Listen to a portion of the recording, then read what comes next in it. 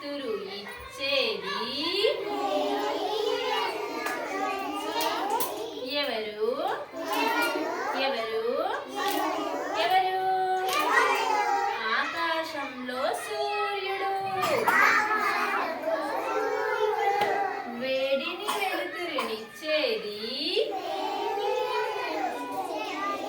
ఎవరు ఎవరు ఎవరు? ఆకాశంలో సూర్యుడు చల్లని వెన్నెలనిచ్చేది సంగమేష్ చల్లని వెన్నెలనిచ్చేది ఎవరు ఎవరు ఎవరు? తెల్లటి గుండ్రటి చందమామ తెల్లటి గుండ్రటి చందమామ